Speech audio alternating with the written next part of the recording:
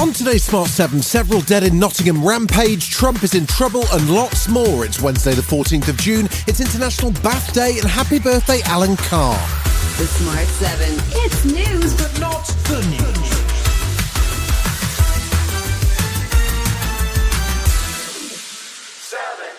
People waking up this morning, are my children safe? And, where are they? And where are people that I loved? Where are they? Are they safe? There'll be all of that going on. Those were the words of Nottinghamshire Police Chaplain Joe Tatum after news broke on Tuesday of attacks in Nottingham. Following hours of confusion and fear with armed police closing off the city centre, it was confirmed that 3 people had been killed and a stolen van had been used to run over 3 other people, leaving 1 in a critical condition. 2 of the 3 killed were 19-year-old students at the University of Nottingham, whilst the other victim was a man in his 50s. Police have arrested a 31-year-old man on suspicion of murder, but said they were keeping an open mind after the horrific and tragic attacks in the city. Chief Constable Kate Maynell gave an emotional statement. This is a very sad day for our city, and we will do everything possible to get justice for the victims and their families. And condolences flooded in from around the country, including from Labour leader Sir Keir Starmer. I'm sure I speak for everybody in this room in saying that we'd like to just send our thoughts to all those affected and to the emergency services who are responding to this as we speak.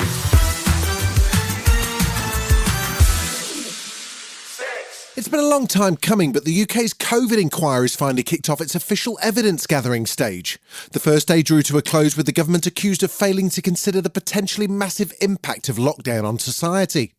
The probe into the government's handling of the pandemic also heard evidence that the UK may have not been well prepared at all. The chair of the inquiry, Baroness Hallett, set out the 3 questions she's seeking to answer. As people arrived at the hearing centre, they found a dignified vigil of bereaved family members. It is on their behalf that I intend to answer, was the UK properly prepared for a pandemic? Was the response to it appropriate?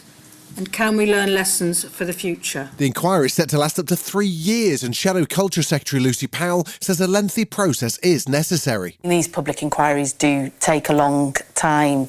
They are difficult, but what I would say is they do get to the heart of the matter. They do get the answers. They do get some accountability.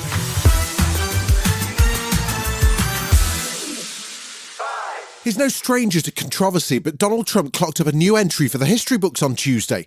The former US president appeared in a Miami court on charges he stole classified documents and lied to block efforts to get them back. He's the first former president ever to face federal charges, but pled not guilty during his hearing at the Wilkie D. Ferguson court. Trump spokesperson Alina Habba gave a statement outside the courthouse. The people in charge of this country do not love America. They hate Donald Trump. What we are witnessing today is the blatant and unapologetic weaponization of the criminal justice system. After the appearance, the Republican frontrunner for the 2024 presidential gave a speech at a New Jersey golf club where, surprise, surprise, he attacked the Biden administration, called the special counsel a thug, and claimed he was the only one who can save the nation. Here he is earlier speaking about the indictment. I think it's going great. I think it's a rigged deal here. We have a rigged country. We have a country that's corrupt. We have a country that's got no borders. We have a country that's got nothing but problems. We're a nation in decline. And then they do this stuff.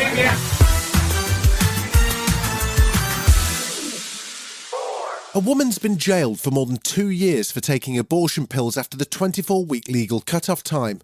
The 44-year-old mother of 3 took the abortion-inducing pills at 32 weeks after being prescribed them over the phone while rules were relaxed during lockdown. It sparked an outrage, with some politicians calling for reform to abortion law in the UK. Dame Diana Johnson, chair of the Home Affairs Committee, says we must move with the times. It seems to me that when you've got legislation that's over 150 years old and legislation around the Abortion Act which is over 50 years old, society has moved on. And I think that Parliament has a role now to look at reforming our abortion laws in this country. Still to come on the Smart 7, a cricket legend returns for the Ashes and someone's got a good excuse for missing college. Right after this. Welcome back. Moeen Ali's set for his first Test appearance since 2021 after coming out of Test retirement for the Ashes. He's been recalled after spinner Jack Leach fractured his lower back, with the Ashes due to start on Friday. Ali admitted he thought the England cricket captain Ben Stokes was winding him up when he called him. Obviously, Leachy got injured. Stokesy messaged me with a question mark, Ashes. And I didn't hear the news of Leachy at the time.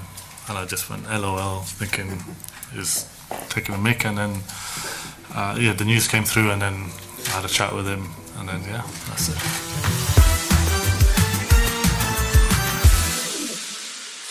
It's not every day you land a job getting seduced by Jennifer Lawrence, so when the chance presented itself, Andrew Feldman just couldn't say no. The young actor couldn't believe his luck when he scooped the lead in No Hard Feelings opposite J-Law, but the only problem was he was already enrolled at Harvard. He says he couldn't pass up the opportunity and deferred his studies, and it sounds like he made the right choice. Jen called me to tell me that I had gotten the job. She called me on the phone and said, "I'm so sorry, Andrew, you're not going to be able to go back to Harvard this semester." So yes, I did. This was the opportunity of a lifetime. I had to. And Harvard was also like, yeah, you have to go do it.